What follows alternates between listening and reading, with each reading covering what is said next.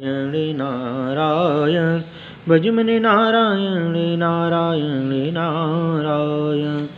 प्रेम से वृंदावन बिहारी लाल की जय। अथ श्री कार्तिक शुक्ल एकादशी व्रत कथायां प्रारभ्यते। ब्रह्मोवाच प्रबोधिन्यश्च माहात्म्यं पापघ्नं पुण्यवर्धनं मुक्तिप्रदं सुबुद्धीनां शृणुष्व मुनिसत्तमम्। ब्रह्मा जी बोले, मुनिसत्वम पापों को दूर करने वाला, पुण्यों को बढ़ाने वाला, बुद्धिमानों को मोक्ष देने वाला प्रबोधिनी एकादशी का महात्म सुनो। हे विपरीत, भागीरथ गंगा पृथ्वी पर तभी तक गरजती है जब तक पापों को नाश करने वाली कार्तिक में प्रबोधिनी एकादशी नहीं आती। तीर्थ समुद्र सरोवर तभी तक गरजते हैं जब तक कार्तिक की प्रबोधिनी एकादशी नहीं आती। 1000 अश्वमेध और 100 राजसूय का फल मनुष्य को प्रबोधिनी के उपवास से मिलता है। नारद जी बोले, एक बार भोजन से क्या पुण्य होता है? हे पितामह, नक्त भोजन और उपवास से क्या पुण्य होता है? मुझसे कहिए। ब्रह्मा जी बोले, एक बार भोजन से 1 जन्म का पाप दूर होता है, सायंकाल भोजन करने से 2 जन्म के पापों का नाश और उपवास से 7 जन्मों का पाप नाश होता है। हे पुत्र, जो वस्तु त्रिलोकी में कठिनता से प्राप्त होती है, जो मिल नहीं सकती है और जो दिखाई नहीं देती, ऐसी वस्तु को प्रबोधिनी एकादशी व्रत देता है। सुमेर और मंदराचल पर्वत के समान पापों को यह पापनाशनी एकादशी भस्म कर देती है। हजारों पूर्व जन्म के किए हुए दुष्कर्मों को जागरण करने से रुई के ढेर के समान प्रबोधिनी एकादशी जला देती है। हे मुनि शार्दूल, जो स्वभाव से विधिपूर्वक प्रबोधिनी का उपवास करता है, उसको जैसा फल कहा है वैसा ही प्राप्त होता है। हे मुनिश्रेष्ठ, जो मेरे कथन के अनुसार थोड़ा भी सुकर्म करता है, उसको सुमेरु के समान फल प्राप्त होता है। हे नारद, जो विधि रहित सुमेरु के समान भी सुकर्म करता है, उसको धर्मफल अणुमात्र भी नहीं मिलता है। जो संध्या नहीं करता, व्रत बिगाड़ने वाला, नास्तिक, वेद निंदक, धर्मशास्त्री निंदा करने वाला, उसके शरीर में धर्म नहीं रहता है। पर स्त्रीगामी, मूर्ख, उपकार को न मानने वाला, धोखा देने वाला, इन मनुष्यों के शरीर में धर्म नहीं रहता है। ब्राह्मण अथवा शूद्र जो पराई स्त्री से, विशेष करके ब्राह्मणी से भोग करते हैं, वे दोनों चांडाल के समान है। हे मुनि शार्दूल, जो ब्राह्मण सुहागिन अथवा विधवा ब्राह्मणी के विषय करता है, वह वंश सहित नष्ट हो जाता है। जो अधम ब्राह्मण पर स्त्री गमन करता है, उसके संतान नहीं होती। जन्म भर जो पुण्य किया है उसका फल नहीं होता है। जो गुरु और ब्राह्मणों को अहंकार दिखलाता है, उसका पुण्य शीघ्र नष्ट हो जाता है और धन संतान नहीं होती है। बुरे आचरणों वाले, शूद्री से विषय करने वाला तथा दुर्जनों की सेवा करने वालों का धर्म नहीं रहता। हे नृपश्रेष्ठ, जो पतितों का संग करते हैं और जो उनके घर जाते हैं, यमलोक को जाते हैं, हे वत्स, स्वागत, आसन तथा भोजन से जिन मनुष्यों का धर्म नष्ट हो गया है, उनकी कीर्ति, आयु, संतान और सुख नष्ट हो जाता है।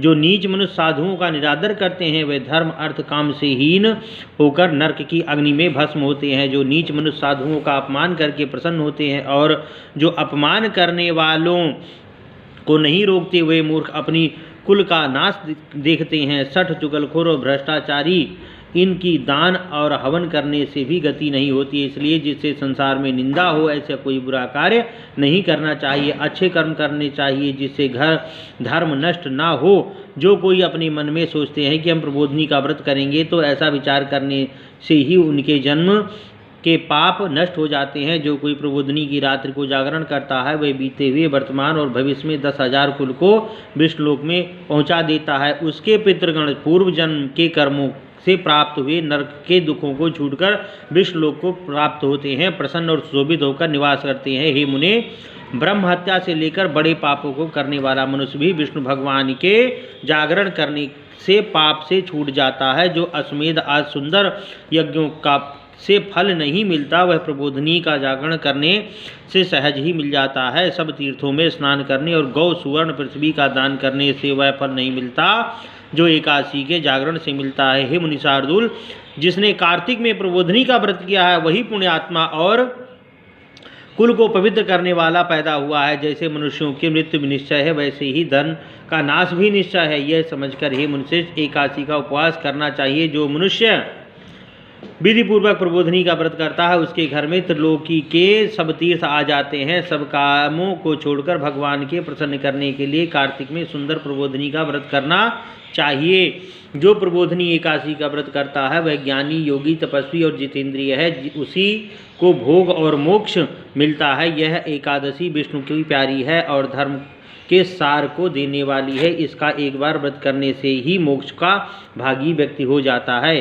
हे नारद, प्रबोधनी का उपवास करने से मनुष्य फिर जन्म नहीं लेता, इसलिए सब धर्मों को छोड़कर इसका उपवास करना चाहिए। कर्म, मन, वाणी से जो कुछ पाप किया है उसको प्रबोधनी के जागरण से भगवान दूर कर देते हैं। हे वत्स, प्रबोधनी के दिन मनुष्य भगवान के निमित्त स्नान, दान, जप, होम कुछ करते हैं वह अक्षय हो जाता है। जो मनुष्य एकादशी का व्रत करके भक्ति से भगवान का पूजन करते हैं उनके 100 जन्मों के पाप दूर हो जाते हैं। हे पुत्र, यह व्रत बड़े पापों के समूह को नष्ट करने वाला है। प्रबोधनी के दिन इसका विधिपूर्वक उपवास करना चाहिए। इस व्रत से भगवान को प्रसन्न करके 10 दिशाओं में प्रकाश करता हुआ मनुष्य विष्णु लोक को जाता है। मनुष्य श्रेष्ठ कांति की इच्छा करने वाले मनुष्यों को कार्तिक में प्रबोधनी यत्न से करनी चाहिए। हे वत्स, बाल्यावस्था, युवावस्था, वृद्धावस्था में किए हुए थोड़े अथवा बहुत से 100 जन्मों के पाप को हे नारद, सूखे, गीले और छिपे हुए सब पापों को भक्ति से भगवान का पूजन करके नष्ट कर दिया जाता है। यह पवित्र एकादशी धन धान्य को देने वाली और सब पापों को दूर करने वाली, भक्ति पूर्वक इसका व्रत करने से कोई वस्तु दुर्लभ नहीं है। सूर्य चंद्र के ग्रहण में स्नान दान से जो फल होता है उससे 1000 गुना फल एकादशी के जागरण से मिलता है। प्रबोधनी के दिन स्नान, दान, जप, होम, स्वाध्याय, भगवान का पूजन, इनमें से जो कुछ किया जाए उसका करोड़ गुना फल होता है। कार्तिक की एकादशी का व्रत ना करने से जन्म भर का किया हुआ सब पुण्य वृथा चला जाता है। हे नारद, जो मनुष्य कार्तिक में नियम और विष्णु का पूजन नहीं करता उसके जन्म भर के किए हुए पुण्य का फल नष्ट हो जाता है। हे विपेंद्र, इसलिए सब कामनाओं को पूर्ण करने वाले जनार्दन भगवान की यत्न से सेवा करनी चाहिए। हे विप्रेंद्र, जो विष्णु का भक्त कार्तिक में पराये अन्न को स्वीकार नहीं करता उसको चांद्रायण व्रत का फल प्राप्त होता है।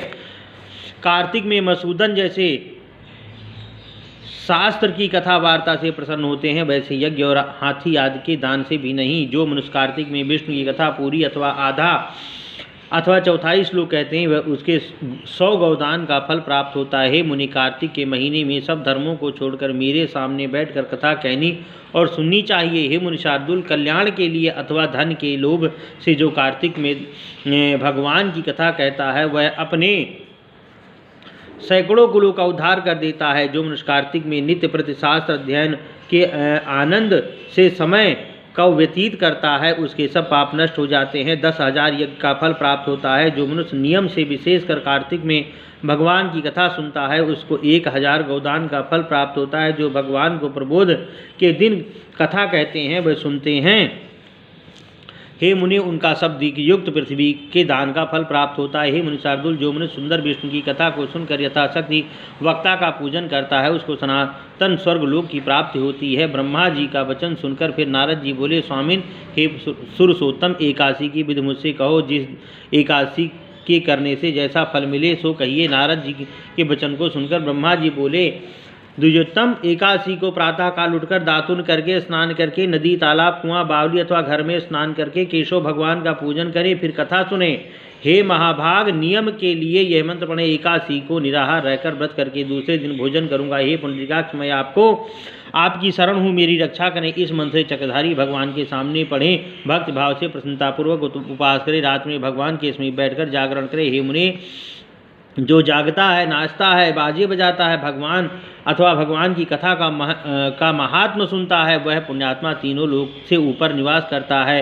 कार्तिक में प्रबोधनी के दिन बहुत से फूल, फल, कपूर, अगर, कुमकुम से भगवान की पूजा करनी चाहिए। हे मुनिसत्तम, एकादशी के दिन लोभ ना करना चाहिए, निर्लोभ होकर दान करना चाहिए, इससे असंख्य पुण्य होता है। एकादशी जागरण में अनेक प्रकार के सुंदर फलों को भगवान का पूजन कर शंख जल भर कर जनार्दन को अर्घ देना चाहिए। सब तीर्थों का स्नान, अनेक प्रकार के दान करने से जो फल मिलता है उससे करोड़ गुना फल प्रबोधनी की अर्घ देने से मिलता है। हे मुनिश्रेष्ठ, जो दिव्य अगस्त के फूलों से जनार्दन का पूजन करता है उसके लिए इंद्र भी हाथ जोड़े खड़े रहते हैं। विपरीत तपस्या से प्रसन्न होकर भगवान वह फल नहीं देते जैसा अगस्त के फूलों से श्रृंगार से करने से देते हैं। कलिवर्धन जो कार्तिक में भक्तपूर्वक भगवान को बेलपत्र से पूजा करता है उसकी मुक्ति हो जाती है। हे बस कार्तिक में तुलसी के पत्ते और फूल से जनार्दन की पूजा करते हैं उनके 10,000 वर्ष के पाप भस्म हो जाते हैं। तुलसी का दर्शन, स्पर्श, ध्यान, कीर्तन, नमस्कार, स्तुति करने से, पौधा लगाने से, सींचने से और नित्य पूजन करने से तुलसी शुभ फल देती है। जो नित्य प्रति तुलसी की 9 प्रकार की भक्ति करते हैं वे करोड़ों युग तक वैकुंठ में निवास करते हैं। मुने लगाई हुई तुलसी की जितनी जड़ फैलती है उतनी ही 1000 युग तक उनका पुण्य फल फैलता है। हे मुने जिस मनुष्य को लगाई हुई तुलसी की जब तक शाखा प्रशाखा, बीज, पुष्प, पत्ते भूमि पर बढ़ते हैं उनके कुल में जो पैदा हो चुके हैं और जो पैदा होंगे वे 1000 कल्प वैकुंठ तक निवास करते हैं। जो कदम्ब के फूलों को जनार्दन को पूजा करते हैं वे चक्रधारी भगवान की कृपा से यमलोक में नहीं जाते। कदम्ब के फूल को देखकर केशव भगवान प्रसन्न होते हैं। विप्र यदि सर्व कामनाओं को देने वाले भगवान का कदम्ब के फूलों से पूजन किया जाए तो फिर क्या कहना है। कार्तिक में गुलाब के फूलों से जो परम भक्ति से भगवान का पूजन करता है वह मुक्ति का भागी होता है। बकुल और अशोक के फूलों से जगत के स्वामी भगवान की पूजा करते हैं उनको जब तक सूर्य चंद्रमा है तब तक शोक नहीं होता है। जो सफ़ेद या लाल कनेर के फूलों से जगन्नाथ की पूजा करते हैं उनके चारों युगों के केशव भगवान प्रसन्न रहते हैं। जो बड़भागी मनुष्य केशव के ऊपर आम के बौर चढ़ाते हैं उनके करोड़ गोदान का फल प्राप्त होता है। जो दूब के अंकुर से भगवान की पूजा करते हैं उनको पूजा का 100 गुना फल प्राप्त होता है। हे नारद जो छोकरे के पत्ते से सुखदाई भगवान का पूजन करता है वे भयंकर यमलोक के मार्ग को सरलता से पार कर देते हैं। जो वर्षा ऋतु के चंपा के फूलों से देवेश भगवान का पूजन करता है मनुष्य फिर संसार में जन्म नहीं लेता है। विप्रेंद्र जो मनुष्य जनार्दन भगवान के ऊपर पकड़ी का फूल चढ़ाता है उनको एक पल स्वर्ण चढ़ाने का फल मिलता है। जो मनुष्य सुनहरी केतकी का फूल जनार्दन भगवान पर चढ़ाता है गरुड़ध्वज भगवान उनके करोड़ जन्मों के पाप को भस्म कर देते हैं। जो कुमकुम के समान लाल रंग की सुगंधित शतपत्र फूल जनार्दन पर चढ़ाता है उसके श्वेत द्वीप में निवास करने का फल होता है। हे ब्रह्मन इस प्रकार रात्र में भक्ति मुक्ति को देने वाले केशव भगवान के पूजन करके प्रातः काल उठकर नदी के तट पर चला जाए वहाँ स्नान जप और नित्य कर्म करके घर जाकर विधि पूर्वक केशव भगवान का पूजन करे, व्रत की पारण करे, बुद्धिमान मनुष्य ब्राह्मण भोजन करावे, भक्त युक्त चित्त से सिर झुकाकर क्षमा मांगे, फिर वस्त्र से गुरु की पूजा करनी चाहिए और चक्रपाणी भगवान के प्रसन्न करने के लिए दक्षिणा और गौ देनी चाहिए। ब्राह्मणों को यत्नपूर्वक भूयसी दक्षिणा देनी चाहिए। जो वस्तु छोड़ी है उनका नियमों से ब्राह्मणों के सामने छोड़ना चाहिए। ब्राह्मणों के सामने उन नियम को कहकर यथाशक्ति दक्षिणा दे। हे राजन नक्त भोजी मनुष्य अच्छे ब्राह्मणों को भोजन करावे, अयाचित नियम से स्वर्ण सहित बैल का दान करे, जिसे मांस भक्षण छोड़ दिया है उसको दक्षिणा सहित गौ देनी चाहिए। आंवले के स्नान करने के नियम से दही और शहद देना चाहिए। अन्न छोड़ने वाले को चामर देना चाहिए। रहे राजन भूमि पर सोने वाले को गद्दा और चादर समेत सैया दान करनी चाहिए।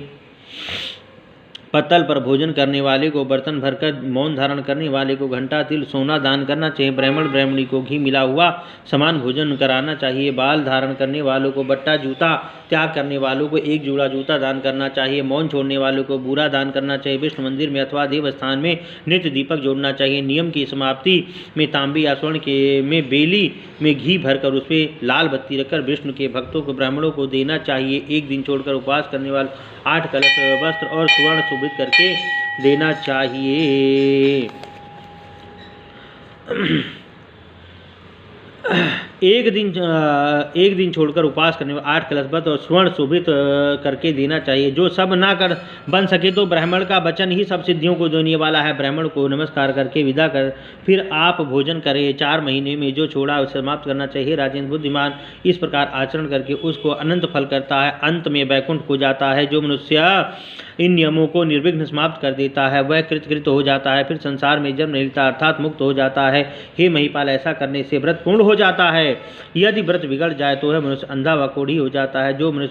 जो तुमने मुझसे पूछा था वह सब मैंने तुमको कह दिया। इसके पढ़ने और सुनने से भी गोदान करने का फल प्राप्त होता है। श्री स्कंद पुराण कार्तिक शुक्ल एका प्रबोधनी एकादशी नाम महात्म्य श्रीमन्नारायण नारायण नारायण भजमनि नारायण नारायण नारायण लक्ष्मी नारायण नारायण नारायण श्रीमन् नारायण नारायण नारायण। प्रेम से वृंदावन बिहारी लाल की जय।